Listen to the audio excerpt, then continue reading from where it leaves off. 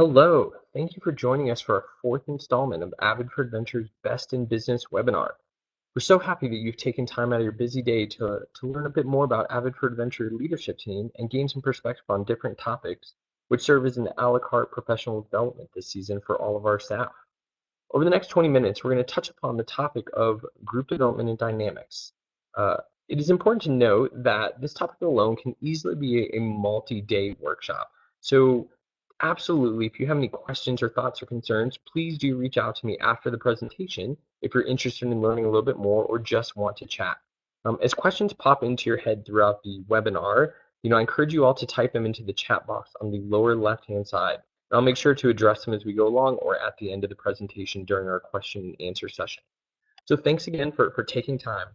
My name is Ian Roberts. I am the resident camp director, and I oversee the Windy Peak and Mount Evans locations.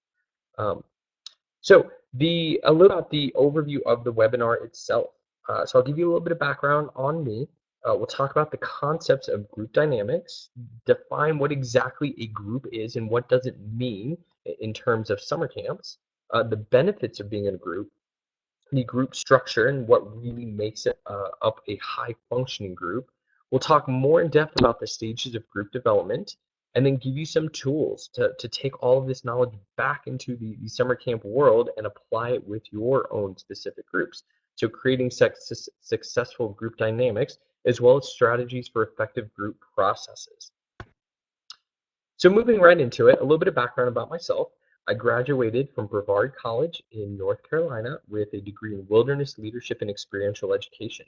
From there, I went to Prescott College in Arizona and pursued a master's in adventure recreation with an emphasis on multicultural education.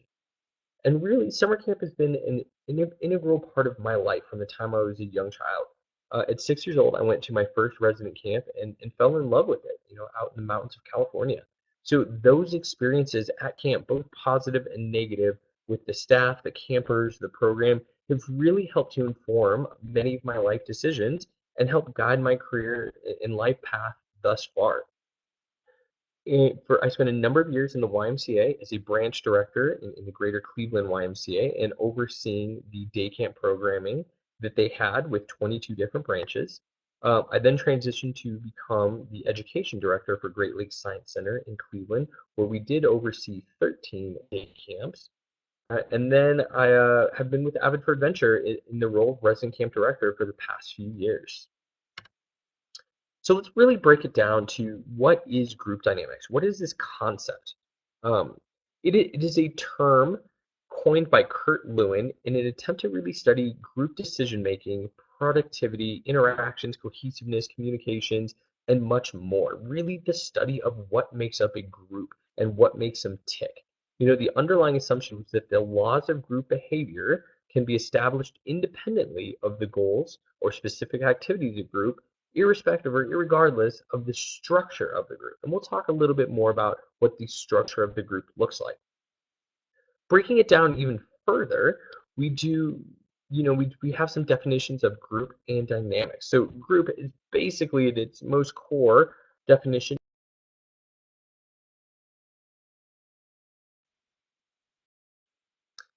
where dynamics comes from the Greek word meaning force. So thus, group dynamics focuses on interactions of forces among group members in a social situation. And a social situation is important to note because there are many different types of groups, but at summer camp, and that's really what we're focusing on now, there are really two types, and we'll go over that. So what is a group? Some key definitions or key things, indicators that really make a group include two or more people, shared goals, so the shared outcomes or end goals. People see themselves as members of the group. They actually feel like they belong there, and that there's interaction amongst those members. So the definition of a group is defined as more than two people who interact with each other in such a manner that the behavior or performance of one is influenced by the personality, behavior, or power of others. So kind of keeping that in mind. So a collection of people all together doesn't necessarily define a group. So there has to be some shared goals. There has to be some influencing by the personality or behaviors of the others. So benefits of a group. Why do we have groups? Why are there the Kiwanis Club or Rotary or fraternities and sororities. Why do we put our kids at camp into different groups? What are the benefits of this? It's a lot of it is common sense, the social interaction, to have fun, to make friends, to feel a sense of belonging. But groups also give individual stability and enhances achievement capacity, within that group itself. It's a sense of security, a brotherhood, a fraternity type of feel, a developed status. So maybe it's part of a members only type of club where you're developing that status. You develop self-esteem. Some people are in groups because of power, goal achievement, and above all, friendship. And a lot of the reason we are doing what we do at camp is to promote and cultivate incredible lifelong friendships amongst our campers and their peers. So group structure, this is a huge topic. I mean, this is a really meaty slide. There's a lot that go to it. So group roles, norms, conformity, workplace behavior, status, social loafing, all of these things really make up the structure of each individual group. Certain things like group roles are really good to know, and that includes who's the leader, the instigator, the educator, the follower, the mediator. What are the norms that are set forth by the group collaboratively? At camp, this is essentially our full value contract that you create with your groups on the first day. What are the set of norms everybody's going to abide by? And it goes on and on here. This is just so you have some context of what a group structure is.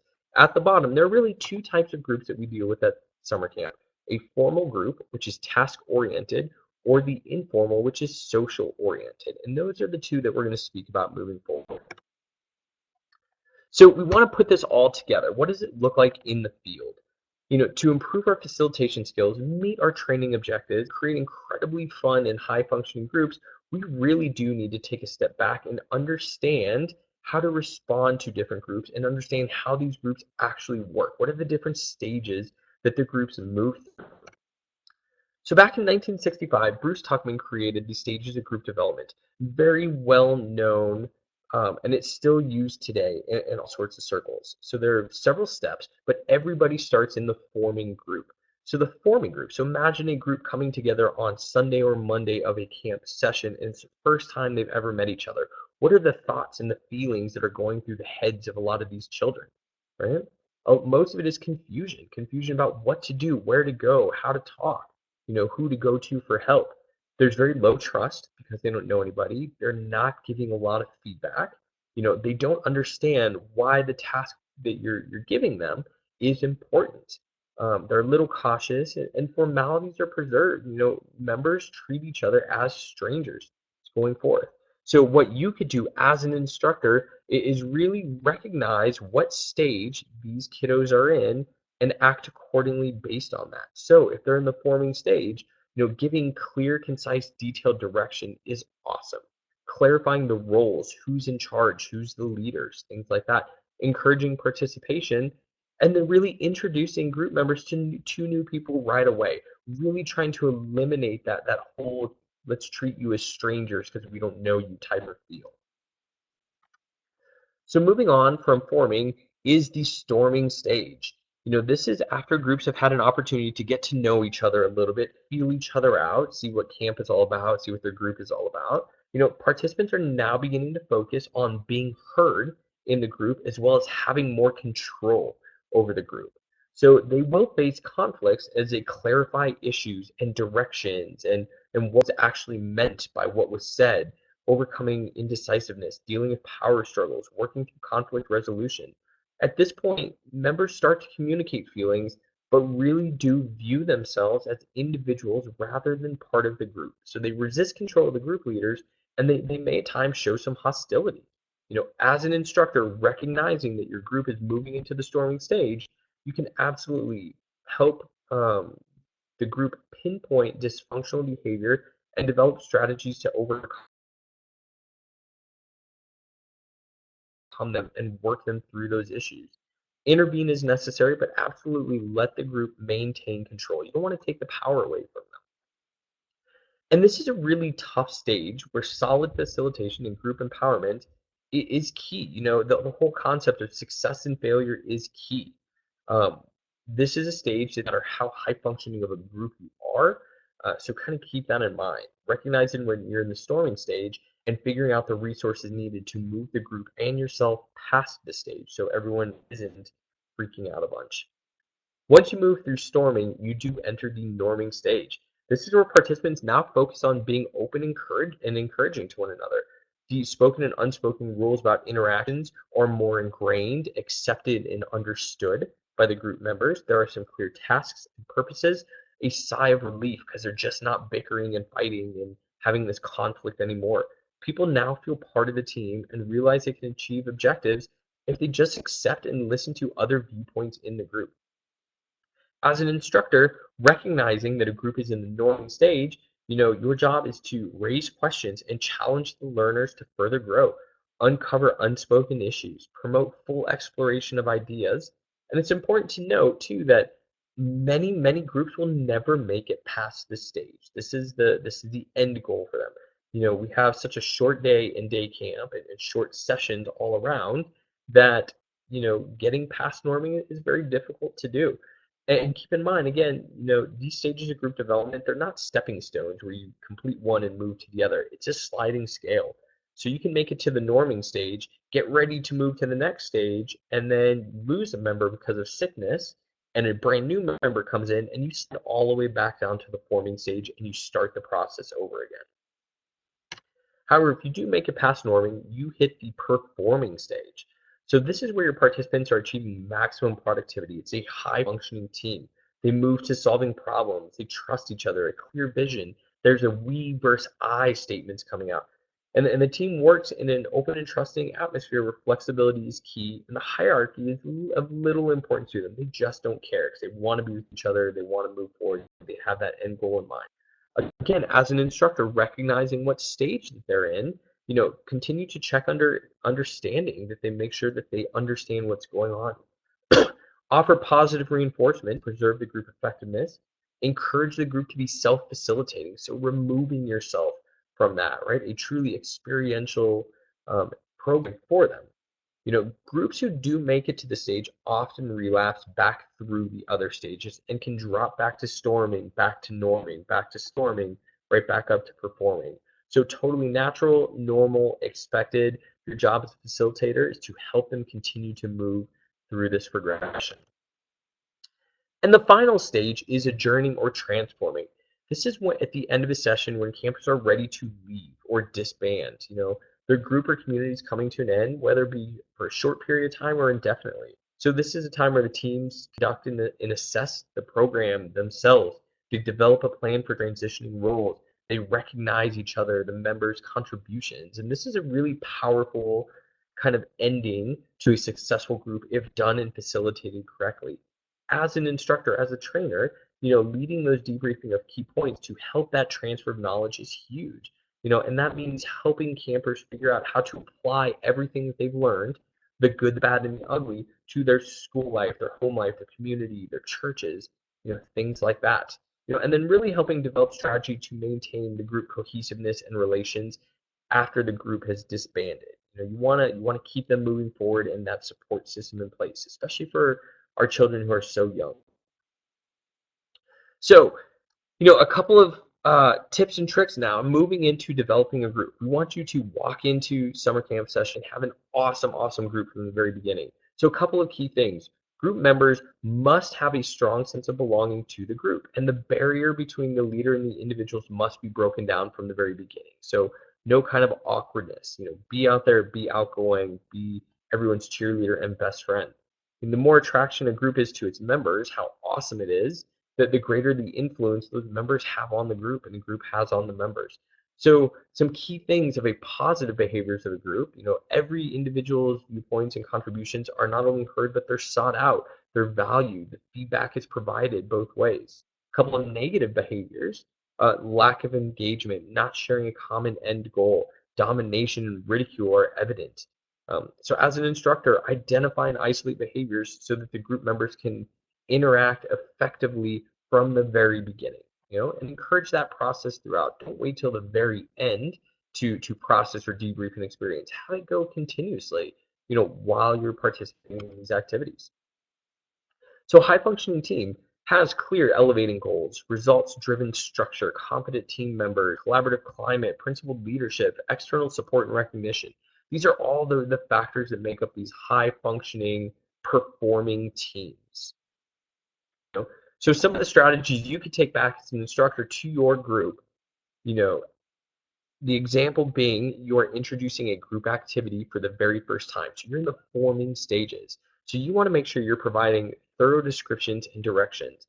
You want to introduce the purpose of the activity. Why is the group doing this activity? What are the expectations? What are the consequences? What are the time constraints?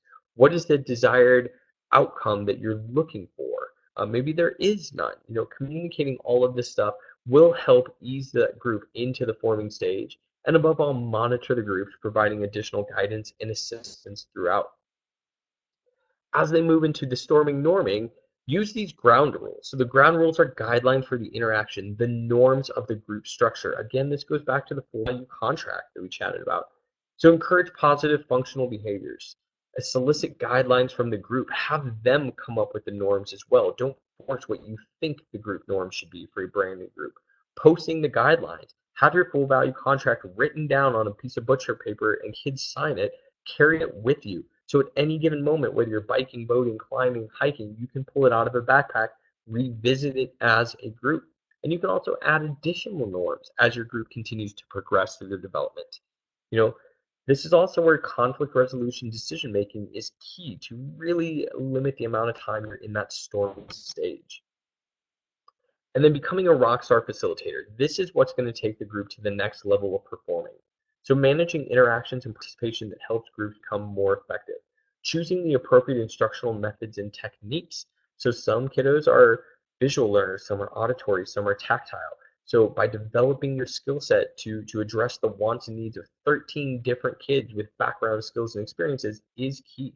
So again, your goal is to help define the goals and objectives, create open climate, facilitate problem solving, and evaluate results. So a couple of strategies here for an instructor is, I really encourage you all to develop those facilitation skills. Be realistic and prepared. Please be prepared. That's going to make your life so easy. Clear expectations from the beginning. Confidence in the team members. Open-minded and mutual respect going both ways. Creating and maintaining structure. Stopping dysfunctional behavior. Spirit of cooperation is a must. Once you can develop all these as a facilitator in cooperation with recognizing which stage of group development your group is moving in or out of, will make your life so easy. So folks, we are now approaching that 20-minute mark here. Again, that was just a very brief tip of the iceberg kind of overview on group dynamics, development, stages of group development. If you do have any additional thoughts or questions, concerns, any resources that I can help provide for you, please let me know. My emails and phone number is listed right here on the page. I'd be more than happy to chat with you, provide additional resources. CMC, there are staff training. We spend about 8 hours up at our low ropes challenge course, not only learning about the elements and debriefing and processing and safety, but really focusing in on the stages of group development. And it has made a world of difference for our staff to know what stage our kiddos are in at any given moment so they can address it a specific way. So thank you again for taking time out of your busy day. Truly, truly do appreciate it. Please reach out with any thoughts, questions, concerns you may have. Otherwise, have a fantastic rest of the day and a great rest of the summer. Thanks so much. Appreciate it.